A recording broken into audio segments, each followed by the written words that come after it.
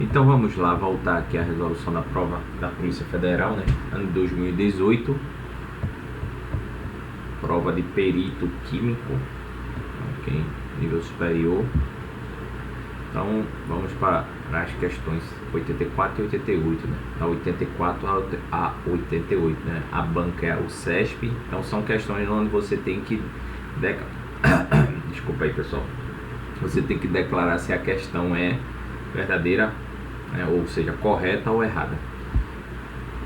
Deixa eu colocar aqui, tendo em vista que a inclusão de marcadores fotoluminescentes em munição livre de chumbo faz que o disparo de munição marcada dessa maneira produza resíduos luminescentes facilmente identificáveis, né, na presença de luz ultravioleta, julgue os itens subsequentes relacionados ao fenômeno de fotoluminescência envolvido nessa aplicação. Isso aqui é um texto, na verdade, ele só introduz o tema, né, que é a fotoluminescência, ok? É só uma informação. Há algumas pesquisas recentemente, né, em algumas universidades brasileiras e do mundo propõem que você coloque marcadores luminescentes. O que é um marcador? É colocar uma substância química na pólvora de armas de fogo, fazendo com que esses disparos ou esses vestígios de pólvora poderiam ser melhor identificáveis, né? Então tem toda uma pesquisa por trás também, tem toda uma questão que, ao meu ver, é também jurídica, tá entendendo? Sobre isso. Mas aqui para a prova não, eu tô só falando só pra gente ter uma noção, né, do que é esse texto. Então, questão 84. A fotoluminescência é um fenômeno que envolve unicamente transições entre níveis de energia. Olha, gente, vou dar uma dica ao CESP. Quando tiver essas questões unicamente, pelo menos em química, desconfiem. Porque a fotoluminescência, né, ele está afirmando, é um fenômeno que envolve unicamente transições entre níveis de energia na matéria. A fotoluminescência é uma transição. Deixa eu apresentar aqui para vocês. A espectrometria de luminescência molecular é um tipo de espectrometria, né? Tá, ok? Ela se divide, tem a luminescência molecular e ela se divide em fotoluminescência e quimiluminescência. Aí a fotoluminescência se divide em fluorescência e fosforescência. Aí qual a diferença, né, entre a fotoluminescência e a quimiluminescência? A fotoluminescência é um fenômeno basicamente físico. Vai ser uma interação entre a radiação eletromagnética com a matéria, na qual ela vai exibir uma resposta. É uma resposta em forma de radiação eletromagnética, ou seja, você pega uma substância, irradia ela com luz ultravioleta, geralmente, e ela vai apresentar um fenômeno de luminescência. Aí qual a diferença entre fluorescência e fosforescência? De forma rápida, sem entrar muito, a fluorescência é um fenômeno rápido, na escala de femtosegundos. E a fosforescência é um fenômeno que demora alguns segundos. Vou dar um exemplo aqui para vocês. Se você de fluorescência, se você pegar luz ultravioleta e iluminar corantes, por exemplo, principalmente marcador, deixa eu mostrar aqui para vocês. Tem aqueles marcador de texto, ele deixa o texto amarelinho. Se você colocar aqui uma luz ultravioleta, aqui não, né, no caso do computador, pode fazer isso em casa, ele vai luminescer isso aqui. Então o fenômeno é extremamente rápido, na escala de femtosegundos. Já a fosforescência, eu acho que vocês já viram, deixa eu dar um exemplo aqui. Tem antigamente, hoje mais não, mas interruptor de luz, geralmente eles vinham com um marcador fluorescente, uma substância fosforescente. Então, quando ele estava no escuro, ele ficava meio ali se destacando, ok? Então, a fosforescência é uma fotoluminescência que demora um pouco a mais, né? Aí, saindo da fotoluminescência e indo para a quimiluminescência. A quimiluminescência é originária basicamente, de uma reação química. É uma reação química que vai reagir, né, entre si os reagentes, e vão gerar um intermediário. E esse intermediário é muito instável, então ele vai liberar energia, né? Essa estabilidade, ele libera energia para buscar uma estabilidade. Aí ele libera energia na forma de radiação ultravioleta, ok? Aí a luminescência é classificada segundo o tipo de energia de excitação utilizada, ok? Alguns tipos de excitação possíveis geram quimioluminescência. Aí isso aqui são vários tipos, né? Tem a quimioluminescência, a catodoluminescência, a eletroluminescência, a fotoluminescência. Porque o fenômeno de luminescência molecular, né, não se resume só a isso não, tá bem? Aí a quimioluminescência é produzida quando uma reação química fornece, né, uma espécie excitada eletronicamente que emite luz quando retorna ao estado fundamental, ou que se transfere sua energia para outras espécies que estão em produção de emissão. Exemplo, acho que eu fiz uma questão aqui com vocês anterior.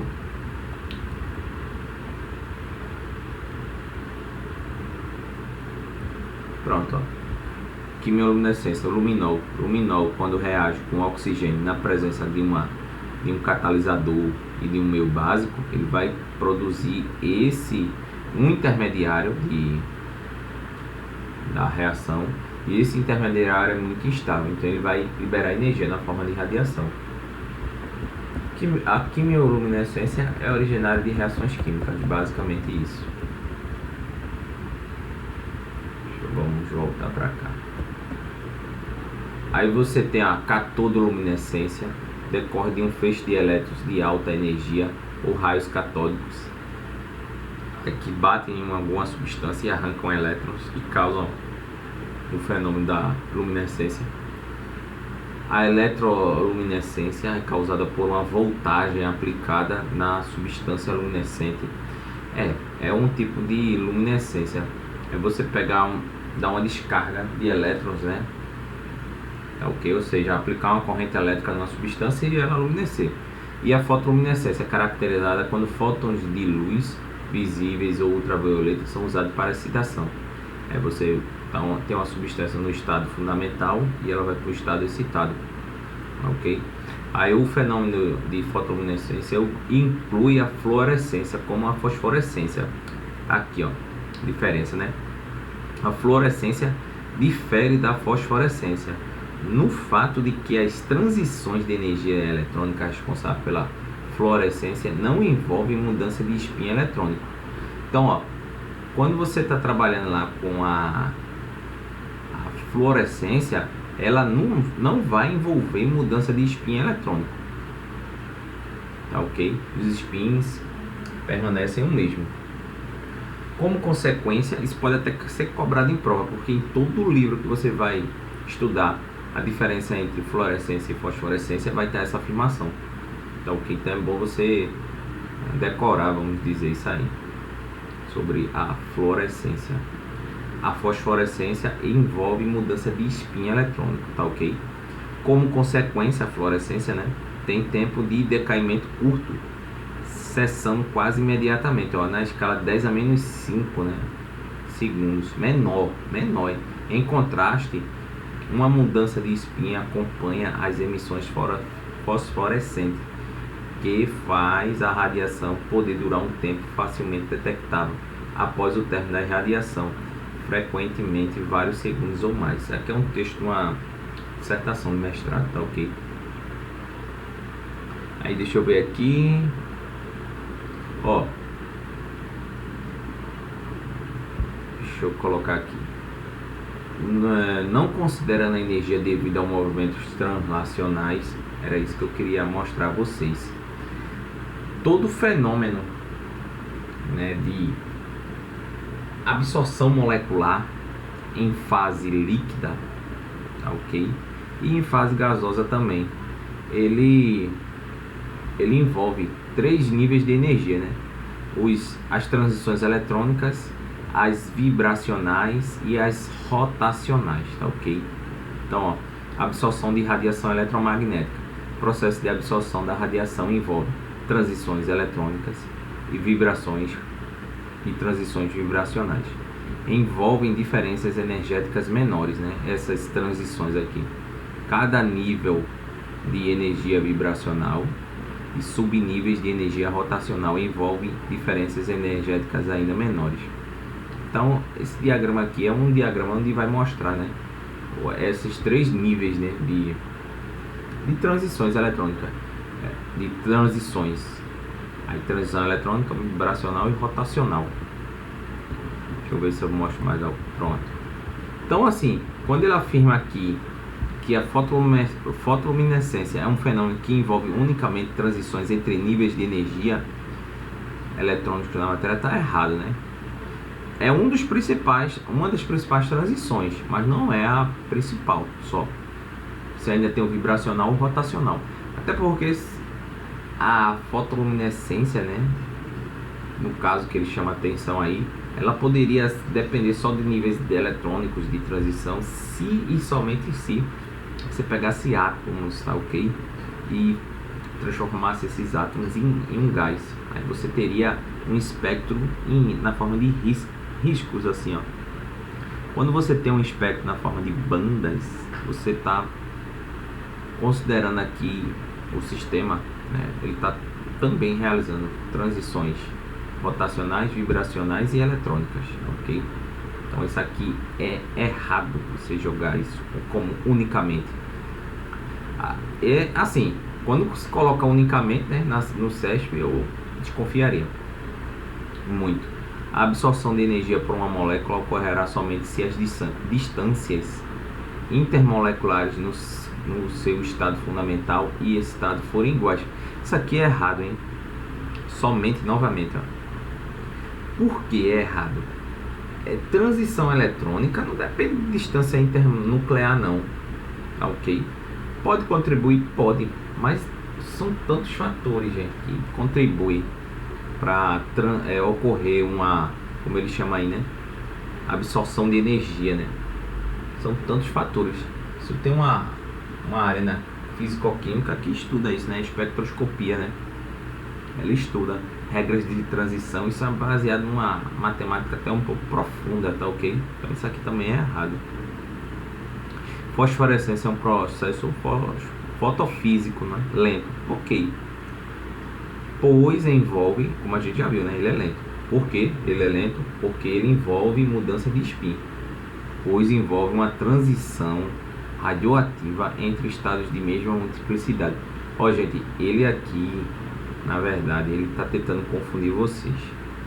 Porque o avaliador pensou assim, ora, em todos os candidatos não são, né, especialistas em fosforescência, né? Então ele colocou essa afirmação aqui posterior, um pouco complexa, ok?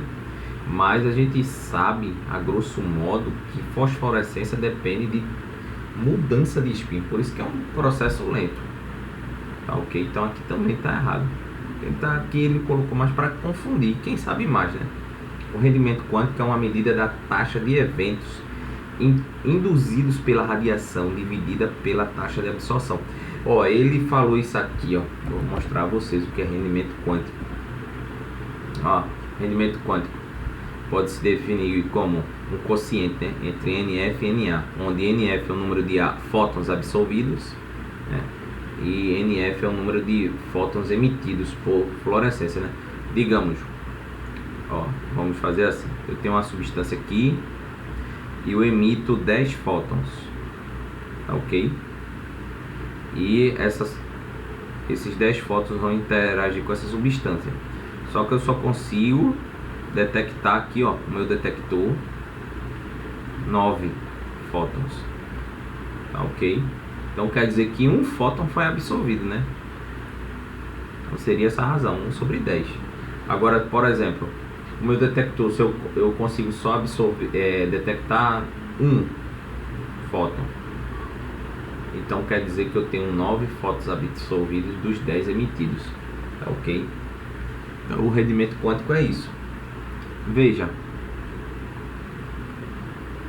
ele aqui no caso, ele falou o que eu falei de outra maneira. A O rendimento quântico é uma medida da taxa de eventos induzidos pela radiação, ok? É aquele, ó, NF dividido pela taxa de absorção de fótons, quais fótons, né, foram absorvidos, NA. Se bem que aqui ficou até estranho essa afirmação, né? Porque dividido pela taxa de absorção de fótons, dividido pela taxa de absorção de fótons. No caso aqui, ele deveria ter afirmado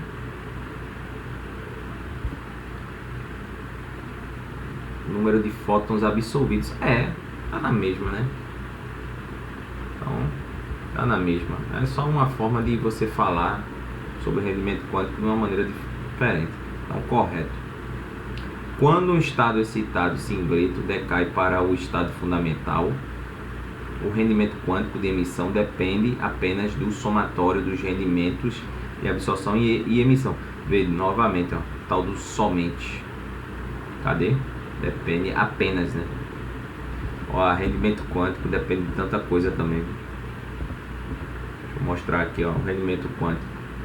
Ele depende da constante de velocidade, cruzamento intersistemas, conversão externa. Isso são tudo fenômenos que você vai ter que considerar para alterar o rendimento quântico, né, de uma substância.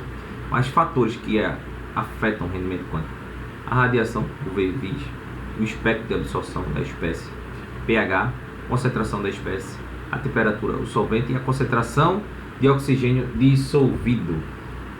Então, o rendimento quântico depende de tudo isso aí. E não depende apenas do somatório, não. Isso aqui é errado. Então é isso, gente. É uma prova assim que, nesse caso aí, essas questões, ao meu ver, foram até fáceis, hein? Para quem está estudando um pouco assim de fotoluminescência, né? Eles também não vão cobrar muita coisa, né? Porque senão fica impossível, né, de se responder. Então, muito obrigado e até a próxima.